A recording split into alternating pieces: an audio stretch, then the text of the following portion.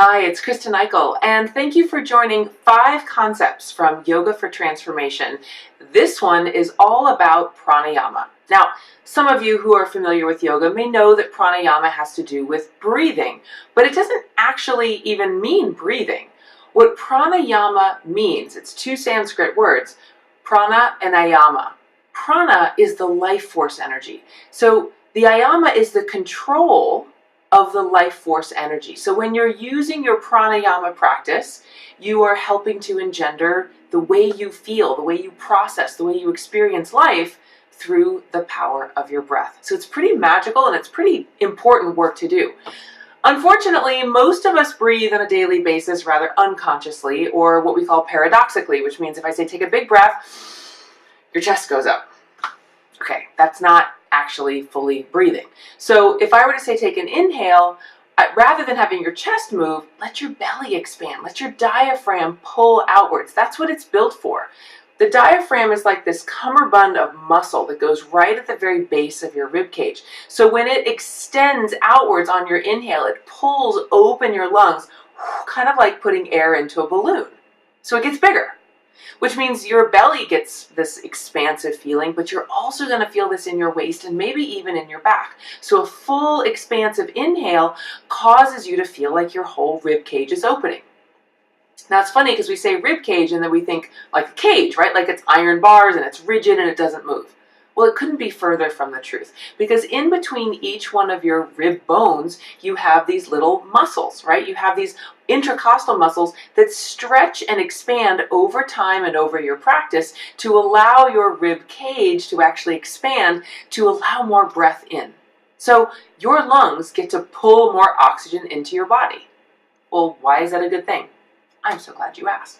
Because the more oxygen you have fall into your lungs, down into the lowest part first, and then the middle, then the upper part of the lungs, it's kind of like putting water into a glass. So you'd pour the water in, it would go to the bottom of the glass first, and then it would fill all the way up to the top, and then it would overflow. You want to have that same experience in your lungs, so that when you're filling up from the very lowest part of your lungs first, it expands to fill the entire capacity of your lungs as they are right now. Because then when you have more oxygen in your lungs, your heart is going to pump these little capillaries in your lungs full of this blood to capture and absorb these oxygen molecules and then translate it throughout your whole body, carrying this oxygen-rich environment to every cell, every muscle, every fiber of your being, helping your organs to work more efficiently, helping your brain to work more efficiently, helping you to think and to feel more peaceful. It's really quite profound what control of your life force energy, the pranayama practice through your breath, can actually afford you. Because it is so simple and so basic and so primary, again, it's usually been overlooked. But I'm going to say this is your foundation. And if nothing else that you learn from me, then I'd love to teach you how to breathe. So that every inhale expands your lungs, but then that exhale is very important. The way you draw your belly in towards the spine will help to evacuate all of the breath in the lungs. So it's not just taking out the old oxygen, but all of those other toxic buildup that you get over time, right? If you don't evacuate from the lowest part of your lungs, it's kind of like if I gave you a glass of water and you filled it up and you only took a little sip out of the top all day, but you kept refilling it, kept refilling it, kept refilling it. At the end of the day, what's at the bottom of your glass is going to be pretty gross. The same thing. You want to evacuate everything out of the glass, refill it, and start over. The same with your lungs. You don't want to let this old waste air, these old toxic outgases, stay around in your body. In yoga, we call it the APANA. The prana is the life force you're bringing in. The APANA is the energy you're bringing out. So an inhale would be prana, an exhale, APANA, or a sneeze, or a cough, or tears. Those would all be APANA, right? It's the letting go of something that no longer serves you, that you don't need anymore. The more you let go of what no longer needs, clearly allows you to have more of what you do want to have in your life. So you can see how pranayama, the control of your life force energy, is not just about oxygen balance in your body. It's also about letting go what no longer serves you. So for example, if you've ever done a breath class or yoga class or any sort of physical activity where you've noticed that all of a sudden you start to have an emotional release, you start to cry or you start to feel something that's welling up within you that's bigger, and you don't even know where it came from. Yeah, that's your APANA. That's the emotional level, because it's very deeply connected to our breath. Right here in our solar plexus, it's this like grand central station of nerve endings and of feelings. And if you got punched right here, all of your breath would go out. You might fall to the floor. You might gasp for air for a while. It might erase all of your thoughts for a moment, scramble you up. Because this, breathing from here, is tantamount to your well-being, your center, and your groundedness. That's why it's so important. It's not just putting oxygen in your bloodstream, even though that's crucial. It's actually putting more life force into your body. And the more you can connect your consciousness to this life force, the better you're going to feel everywhere in your whole life, right? Let me give you an example.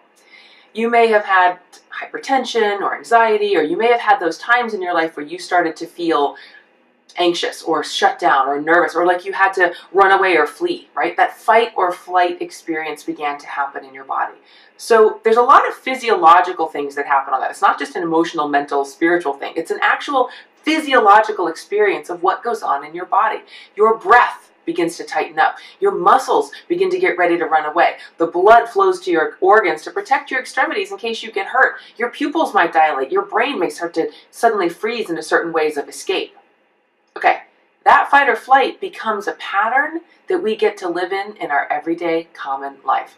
Through most of our lives, through most of the day, you're not in any actual threat of danger, are you? I mean, unless you're in the police force or something, but even then, there's still days of paperwork, right, where there's not like any actual danger going on. But we get into this pattern over time, this system of response as if everything is a threat. And then pretty soon, from what was like a level yellow threat, everything is now bright red and the alarms are going off. So we can't discern anymore. We don't have that level of bringing it down into a baseline of peace. And over time, your body is going to become exhausted, holding that level of tension, of high alert all the time. You simply can't live in that environment. It causes all sorts of other deleterious effects on your heart, on your kidneys. You may have a lot of stress and strain, and certainly insomnia.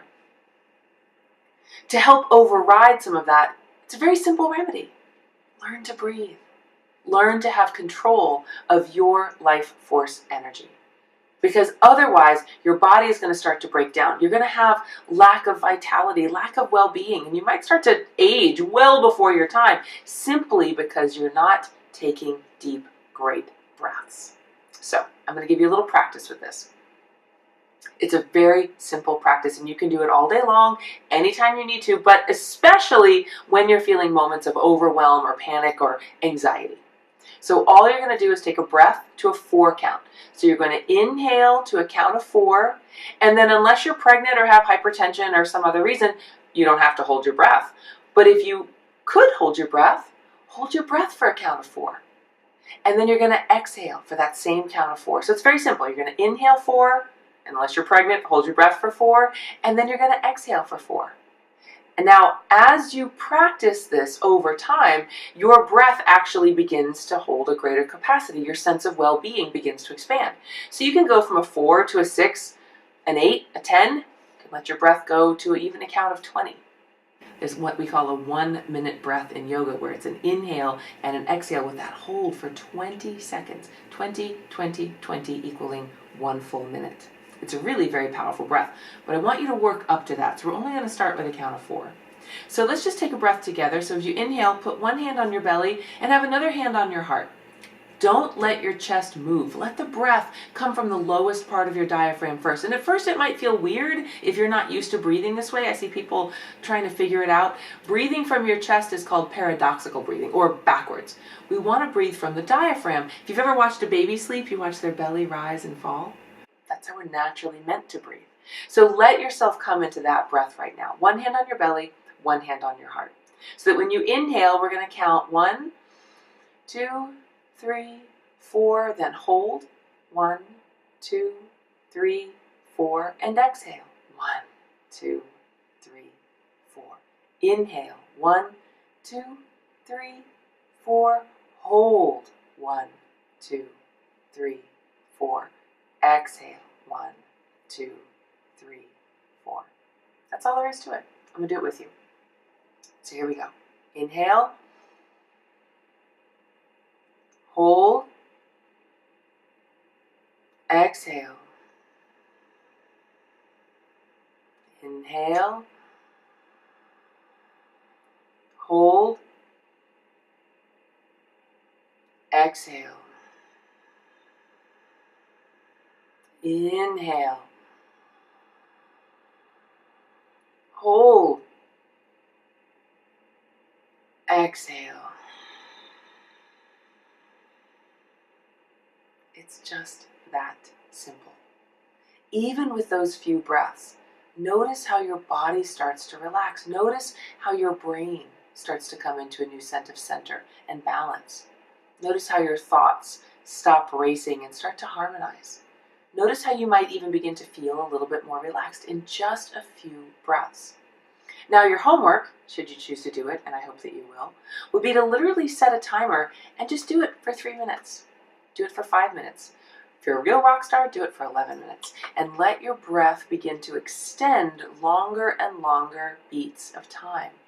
Because over time, not only do you create a greater lung capacity, a greater oxygen-rich environment in your body, but you also start to override certain fears. Because believe it or not, and this may be you, may not be you, some people, when they hold their breath, start to panic. It raises all kinds of fears. It raises all kinds of worries and anxieties. Because when we learn to control our breath, what we're actually learning to also control is our fear of death. Now, clearly, in this breath, you can take an inhale whenever you want. You can override that fear by just changing your breath pattern. Of course you can. But what I'd like you to do is not stay below the threshold of all of your fears for the rest of your life. Like, oh no, I'm afraid of that. I can't go beyond it. No. The idea is to go beyond the threshold of your fears, to raise the ability for you to know that you are in control of your life force and you are safe. But your body needs to learn that. Your body learns that by you practicing a new level of breath that gives your body that sense of well-being and that sense of peacefulness. And you can do this anytime you want. You can do it right now. You can do it 5 minutes from now. You can do it right before you go to bed. You could do it if you have insomnia at 3 o'clock in the morning. You could do it at 3 o'clock in the afternoon right before you have to do something really important and you need to be awake and present. You can do this all the time. It's free. There's no pills. There's no side effects of any negative sort. There's only benefits from it. Look, breath is so primary that it is the foundation. It is the building block. It's why I wanted to start with this one with you first. Learning to breathe can literally change your life. You can go without food for several weeks. You won't like it, but you could do it. You could go without water for many days. Again, you won't like it, but you could survive. You cannot survive without breath for more than a couple of minutes, right? That's how primary it is. And that's how rooted in our sense of well-being it is.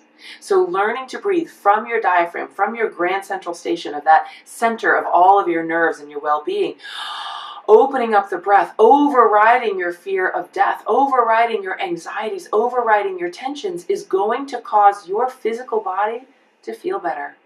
It's going to give you a greater sense of trust and authenticity in the words that are going to come out of your mouth. You know why?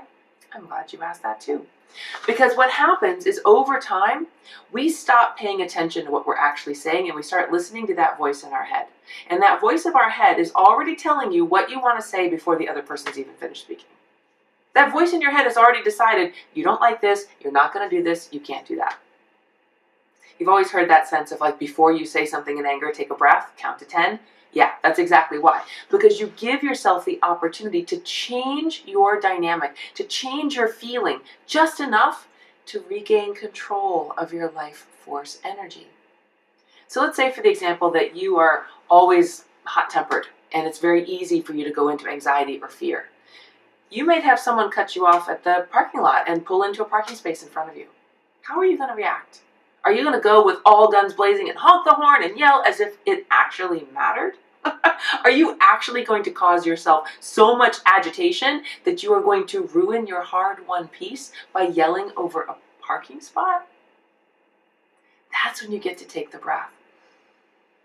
That's when you get to put a perspective on what's happening. Because I guarantee you, you're not upset about the parking spot, okay? Even though you're going to swear you are. You're upset about what other things have happened, that parking spot just becomes the straw that broke the camel's back. But if you're not aware of that arc, you're going to keep acting like it's about the parking spot. And so therefore, those trivial things, those things that don't really matter, are going to turn into this big mountain of problems that aren't actually even problems. Because that's not what you're upset about. What you're upset about is something else.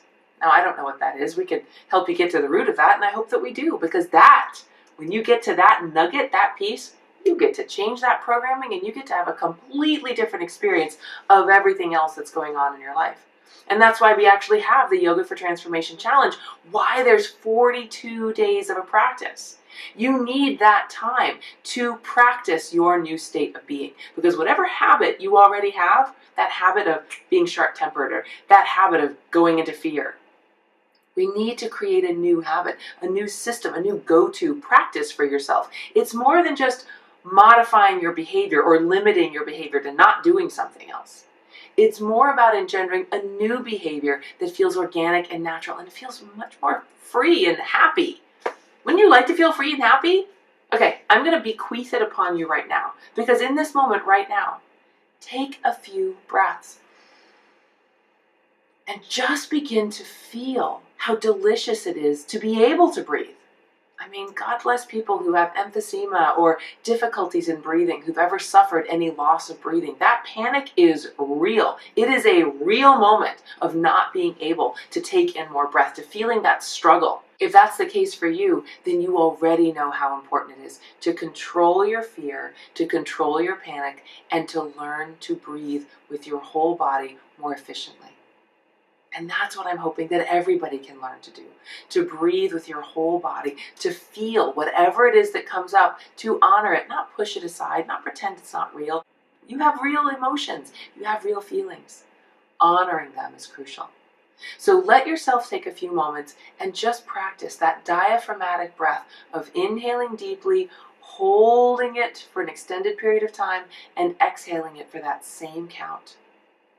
This simple practice will give you more than you can possibly quantify. Now, there's lots of other different pranayama practices we do, some with longer holds, some with no holds. There's all kinds of different ways that we do the breath, some with changing the nostril that you breathe through. Because the interesting thing is, every 2 to 2.5 hours, your brain shifts hemispheres that are in charge. And the nostril will correspond, which is why during the day you'll notice like, one feels easier to breathe through than the other. Yeah, it's because you're in that hemisphere of the brain. But when you do these breaths through alternate nostrils, you actually help to bring your whole brain into balance. And isn't that a good thing? Because you then have your whole brain working on the problem, not just half a brain, right? You're not just in half a mind, you're in your whole mind. Einstein said we can never solve a problem at the level of the problem. You have to get beyond it. You have to get a little perspective. It has to be over here somewhere. You can't do it when you're in it. Giving yourself that breath gives you that moment to have some perspective, to get what I call the 35,000-foot view.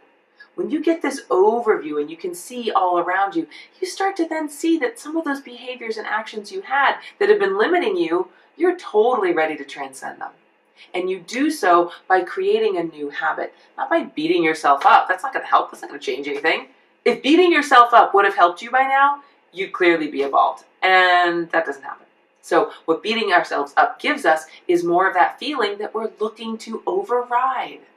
We can't fight a negative with a negative. You can't dispel darkness with more darkness. You dispel darkness by turning on the light. You dispel feelings of anxiety, emotion, overwhelm by taking a breath and giving your body what it needs. This vehicle, this vessel, is a life form. It's different from the consciousness that you carry. Your consciousness doesn't actually live in your body, and that's a whole other class, and we'll get to that one another time. Your consciousness is what I call non-local. It doesn't live in your brain. That is what I hope to also teach you as well. So please do continue to watch these Yoga for Transformation videos and learn from each and every one of them another tool, another aspect, another technique that's actually going to cause you to feel better right now. And in practicing them over time, you're going to change the trajectory of your life. Wherever you started from, if you want to go there, you have to start now. Because otherwise you're going to keep using the same tools you've already had to get the same results you already experienced. And I'm pretty sure we all know where that's led you, right? Here.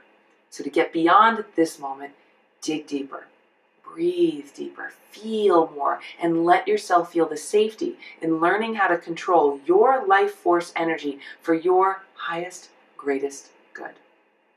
Now, because I really want to thank you for taking the time to play in this practice with me and to hopefully inspire you to watch even more of these practices, each time you watch one of these videos, I'm going to give you a greater percentage off on your Yoga for Transformation package.